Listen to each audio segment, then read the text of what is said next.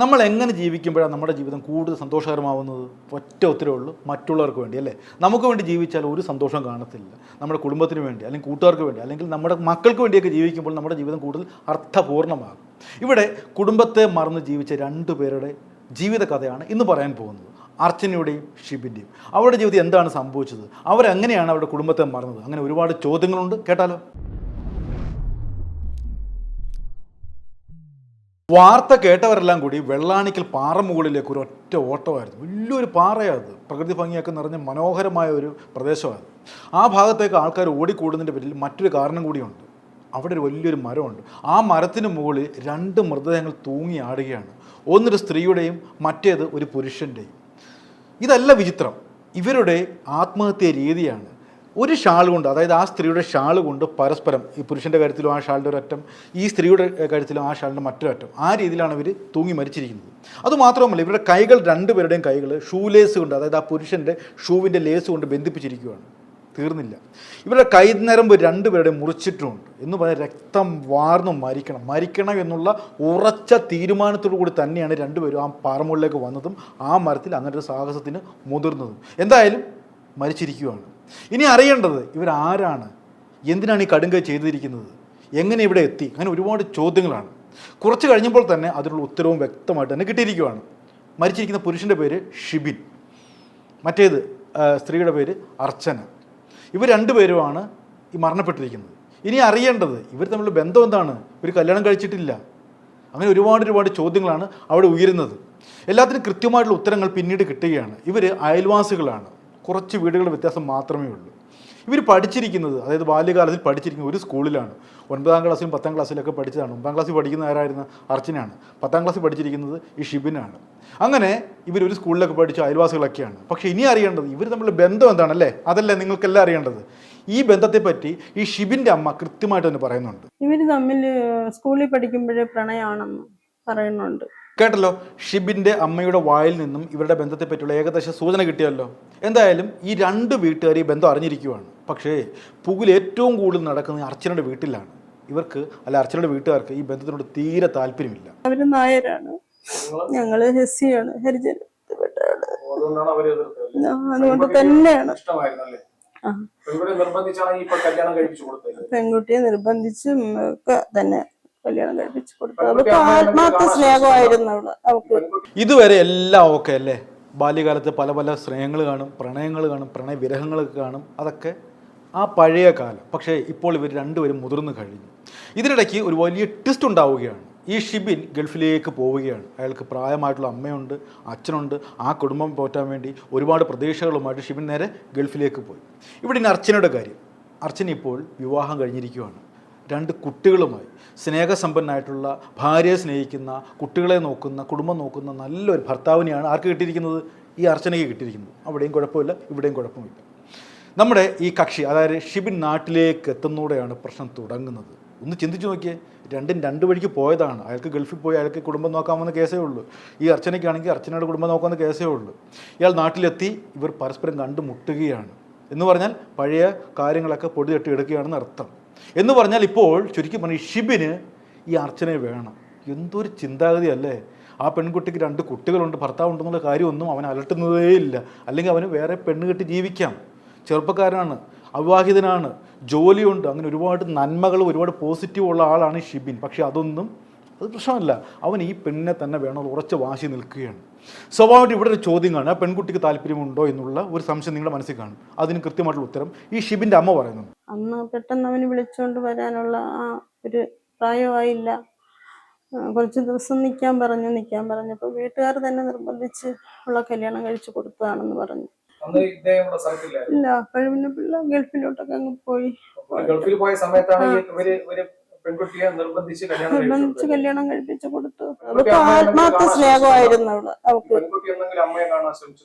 ഇല്ല, അത് അവൻ്റെ കൂടെ പറഞ്ഞിട്ടുണ്ടെന്ന് പറഞ്ഞ് ഞാൻ അമ്മയെ കണ്ടൊന്ന് സംസാരിക്കട്ടെ, അമ്മ അംഗീകരിക്കുമോ എന്നെ എന്നൊക്കെ കേട്ടെന്നപ്പോഴും ഞാൻ എൻ്റെ മോനോട് പറഞ്ഞു, മക്കളെ അവൾ കല്യാണം കഴിഞ്ഞ് 2 പിള്ളേരുമായി ഭർത്താവും ഒക്കെ ഉണ്ട്, നേരത്തെ എന്നെ ഈ 2 കൈ നീട്ടി ഞാൻ സ്വീകരിക്കും. മക്കള് അങ്ങനെ വല്ലതും കൊണ്ടുവന്നാൽ ഈ ആൾക്കാർ മക്കളെ ജീവിക്കാൻ സമ്മതിക്കില്ല ഒരു കാരണവശാലും.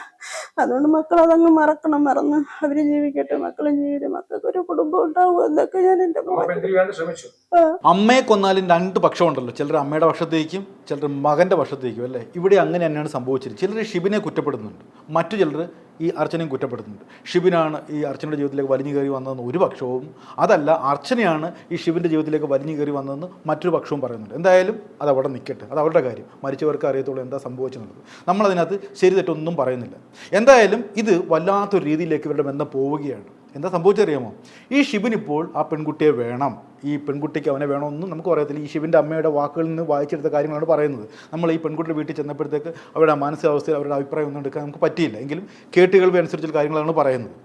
ഇപ്പോൾ ഈ ഷിബിൻ സ്വന്തം അമ്മയോട് ചെന്ന് പറഞ്ഞിരിക്കുവാണ്, എനിക്ക് ആ പെൺകുട്ടിയെ തന്നെ വേണം. അപ്പോൾ അമ്മ പറഞ്ഞു, എടാ അവർക്ക് 2 കുട്ടികളില്ലേ, ഒരു ഭർത്താവില്ലേ, അതൊന്നും അവന് വിഷയമേ ഇല്ല, എങ്ങനെയെങ്കിലും എനിക്ക് അവളെ വേണം എന്നുള്ള ഉറച്ച വാശി നിൽക്കുവാണ് ഈ ഷിബിൻ.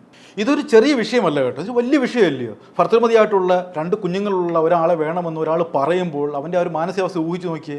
എന്താണ് അയാളുടെ മാനസികാവസ്ഥ എനിക്ക് ഊഹിക്കാൻ പറ്റുന്നില്ല. ചുരുക്കി പറഞ്ഞാൽ ഭർത്താവിൻ്റെ വീട്ടുകാർ ആകപ്പാടെ കലിപ്പിലാവുകയാണ്. അവനെ പറഞ്ഞു മനസ്സിലാക്കുന്നു, ശാസിക്കുന്നു, അവൻ പിന്മാറുന്ന ലക്ഷണം ഒന്നുമില്ല. അവസാനം കയ്യാങ്കളി വരെ എത്തുകയാണ് ഈ പ്രശ്നം. ലാലു എന്ന് പറഞ്ഞ അയാള് ഷിബിയെ അടിക്കണമെന്ന് പറഞ്ഞു, അവന്റെ കൂട്ടുകാരന്റെ വീട്ടിൽ ചെന്ന് പറഞ്ഞെന്ന് പറഞ്ഞു. അപ്പോഴ് കുടിച്ചും കൊണ്ട് ചെന്നു. അപ്പോഴ ആ കൊച്ചും കൂട്ടുകാരനും പറഞ്ഞെന്ന്, അങ്ങനെ അടിക്കണമെങ്കിൽ ആദ്യം അടി കൊടുക്കട്ടെ, നിങ്ങൾ ആളിനാണ് കൊടുക്കാൻ, പെണ്ണിന് വേണം കൊടുക്കാൻ.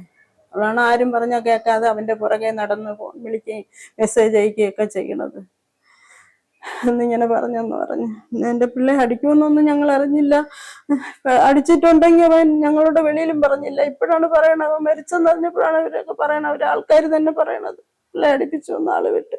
കരയിലൂടെയും വെള്ളത്തിലൂടെയും പോകാത്ത അവസ്ഥയിലാണ് ഇപ്പോൾ 2 പേരും. അവർ ഒരു തീരുമാനം എടുക്കുകയാണ്. ആ തീരുമാനം അവർക്ക് 2 പേർക്കും മാത്രമേ അറിയത്തുള്ളൂ. ആർക്കൊക്കെയാണ്? ഷിബിനും അർച്ചനയ്ക്കും. ഇവിടെ നമുക്ക് ആർക്കും റോളേ ഇല്ല. അവർ ആ തീരുമാനം എടുത്ത് നേരെ ആ വെള്ളാണിക്കൽ മലമുകളിലേക്ക് പോവുകയാണ്. അവിടെ ഒരു വലിയ മരമുണ്ട്, അവർ നേരത്തെ പോയിരിക്കുക അല്ലേ, ആ സ്ഥലമൊന്നും കൃത്യമായിട്ട് അവർക്ക് അറിയത്തില്ല. അങ്ങനെ ആ പാറമുകളിലേക്ക് എത്തുന്നു, ആ മരത്തിൻ്റെ അടുത്തേക്ക് എത്തുകയാണ്. അവിടെ ആരുമില്ല. ഇവിടെ ഇവർ ചെയ്ത ഏറ്റവും വലിയ മണ്ടത്തരമാണ് ഇപ്പോൾ എൻ്റെ മനസ്സിലേക്ക് വരുന്നത്. ഈ അർച്ചനയുടെ കുടുംബം എന്ന് പറഞ്ഞാൽ ഞാൻ ആദ്യം പറഞ്ഞത് നല്ലൊരു ഭർത്താവാണ് അവർക്ക് കിട്ടിയിരിക്കുന്നത്, 2 കുഞ്ഞു പിള്ളേരുമുണ്ട്. ആ 3 പേരെയും ഈ അർച്ചന മറക്കുകയാണ്. ഇവിടെ ഷിബിൻ, അയാൾക്ക് പ്രായമായ അച്ഛനുണ്ട്, വത്സല എന്ന് പറയുന്ന ഒരു സ്നേഹനിധിയായിട്ടുള്ള അമ്മയുണ്ട്. ആ അമ്മയൊക്കെ മറക്കുകയാണ്. 2 കുടുംബങ്ങളും മറന്നുകൊണ്ട് അവരുടെ ആഗ്രഹം സാധിക്കാത്തത് കൊണ്ട് അവർ ഈ അർച്ചനയുടെ ആ ഷാളിൽ ജീവിതം അവസാനിപ്പിക്കുകയാണ്. ഇപ്പോൾ എൻ്റെ മനസ്സിലേക്ക് വരുന്നത് 3 മുഖങ്ങളാണ്. ആ 2 കുഞ്ഞുങ്ങളുടെ, അതായത് അർച്ചനയുടെ എട്ടും പൊട്ടും തിരിയാത്ത 2 കുഞ്ഞുങ്ങളുടെ മുഖവും ആ ഭർത്താവിൻ്റെ മുഖവും. ആ ഭർത്താവൊക്കെ എന്ത് പിഴച്ചല്ലേ, ശരിക്കും പറഞ്ഞാൽ പെട്ടുപോയതാണ് അദ്ദേഹമൊക്കെ. എന്തായാലും അദ്ദേഹത്തിൻ്റെ നിസ്സഹായമായിട്ടുള്ള, അല്ലെങ്കിൽ ഇനി കുഞ്ഞുങ്ങളെ എങ്ങനെ നോക്കും, ആര് നോക്കും എന്നുള്ള ചോദ്യത്തിനും അദ്ദേഹത്തിന് ഉത്തരമില്ല. അദ്ദേഹത്തിൻ്റെ ദയനീയമായിട്ടുള്ള വാക്കുകളൊന്ന് കേട്ടെ. എത്ര വർഷം കല്യാണം കഴിഞ്ഞിട്ട്? 14 വർഷം. ഇനിയിപ്പോൾ അങ്ങനെ ആ കുട്ടികളുടെ അവസ്ഥ എന്താ? കൊച്ചു കുട്ടിയല്ല, വലിയ പാടാണ്. മോളൊന്നും ചോദിക്കും അമ്മയോടെ പോയി, അമ്മയോടെ പോയി, അമ്മയോടെ പോയി. എല്ലാ ദിവസവും രാവിലെ എണീക്കുമ്പോൾ അമ്മയെ കാണണം. അവർ തമ്മിൽ നേരത്തെ ബന്ധമുണ്ടായിരുന്നു? ഇത് നേരത്തെ ഒന്നും അങ്ങനെ ചെറുപ്പകാലത്ത് കണ്ടു. ഇപ്പം കല്യാണം കഴിഞ്ഞ് 15 വർഷമായി. യാതൊരു ഇതുമില്ല. പെട്ടെന്നാണ് ഇങ്ങനെ ഒരു ബന്ധം ഉണ്ടായാൽ പോയത്. ചേട്ടനോട് അങ്ങനെ അതിനെക്കുറിച്ചൊന്നും പറഞ്ഞിട്ടുണ്ടായിരുന്നു? ഇതുവരെ അങ്ങനെ ഒരു സൂചനയും തന്നിട്ടില്ല. പെട്ടെന്നാണ് ഇങ്ങനെ ഒരു ബന്ധം ഉണ്ടായി അവൻ്റെ കൂടെ. അവൻ പറഞ്ഞ ഒരു വെള്ളമടിച്ചൊക്കെ നടക്കുന്നവനാണ്. കല്യാണം കഴിച്ചിട്ടുള്ള കുടുംബമില്ല. അതെന്തേലുമൊക്കെ ഇതുപോലെ വല്ല MDMA വല്ല എന്തെങ്കിലും കൊടുത്താണോ ഇവിടെ ഇങ്ങനെ വശത്താക്കി പലത് അവളിങ്ങനെയൊന്നും ചെയ്യില്ല. കുഞ്ഞുങ്ങളെ ഇത്ര കൊച്ചുങ്ങളെ ഭയങ്കര ഇഷ്ടമാകും. ഇങ്ങനെ കളഞ്ഞിട്ട് പോകാൻ തക്കതായിട്ട് എന്ത് അവൻ ചെയ്തെന്ന് അറിയത്തില്ല. ഇത് 2 പേരും ഒരുമിച്ചെടുത്തൊരു തീരുമാനമായിരിക്കും, അല്ലെങ്കിൽ നിർബന്ധിച്ചാണ് കൊണ്ടുപോകുന്നതെങ്കിൽ ഒരു കൊലപാതകവും ഒരു ആത്മഹത്യ അവിടെ നടന്നിരിക്കും. ഇത് 2 പേരും ഒരു ഷാളിലാണ് കെട്ടിത്തൂങ്ങി മരിച്ചിരിക്കുന്നത്. അല്ലെങ്കിൽ ഇത്രയും ദൂരം മനസ്സോടെയാണ് അവർ ആ പാറമുകളിൽ എത്തിയതും ആ മരത്തിൻ്റെ അടുത്തേക്ക് എത്തിയതൊക്കെ. അപ്പോൾ സ്വാഭാവികമായിട്ട് 2 പേരും എപ്പോഴും എടുത്ത തീരുമാനമാണ് അപ്പോൾ നടപ്പിലാക്കിയിരിക്കുന്നത്. ഇവിടെ നമുക്ക് പറയാൻ പറ്റുന്നൊരു കാര്യമുണ്ട്. ഈ പ്രേമമെന്ന് പറയുമ്പോൾ നമ്മുടെ മനസ്സിലേക്ക് വരുന്ന ചിന്ത ഇതാണ്, പ്രേമത്തിന് കണ്ണില്ല, മൂക്കില്ല, ജാതിയില്ല, മറ്റേതില്ല എന്നൊക്കെ പറയാറുണ്ട്. പക്ഷേ പ്രേമത്തിന് ഒരു കാര്യം അത്യാവശ്യമാണ്. എന്താണെന്നറിയാമോ? മനസ്സാക്ഷി അല്ലേ? ഏത് പ്രേമത്തിനായാലും മനസ്സാക്ഷി വേണം. നമ്മളെ ചുറ്റിപ്പറ്റി കുറേ ജീവിതങ്ങളുണ്ട്. നമ്മൾ മാത്രമല്ല ഈ ജീവിതത്തിലുള്ളത്. നമ്മളുടെ എന്തെങ്കിലും നമ്മൾ കാണിച്ചു കൂട്ടിയാൽ അത് അനുഭവിക്കുന്നത് മറ്റുള്ളവരാണെന്നുള്ള ചിന്തയൊക്കെ ഈ പ്രേമത്തിൻ്റെ കാര്യത്തിൽ വന്നേ പറ്റൂ. പക്ഷേ ഇവിടെ അവരിത് കാണിച്ചില്ല. അതിൻ്റെ അനന്തരഫലം അനുഭവിക്കുന്നത് ഷിബിൻ്റെ കുടുംബവും അതുപോലെ തന്നെ അർച്ചനയുടെ കുടുംബവുമാണ് അല്ലേ? ഒരുപാട് ചോദ്യങ്ങൾക്കുള്ള ഉത്തരങ്ങളാണ് ഇനി അവർ പറയേണ്ടി വരുന്നത്. എന്തായാലും ഇത്തരത്തിലുള്ള ആന മണ്ടത്തരമൊന്നും ഒരാളും കാണിക്കലെന്ന് മാത്രം മനസ്സറിഞ്ഞ് പറഞ്ഞുകൊണ്ടും പ്രാർത്ഥിച്ചുകൊണ്ടും നിർത്തുന്നു. നന്ദി, നമസ്കാരം.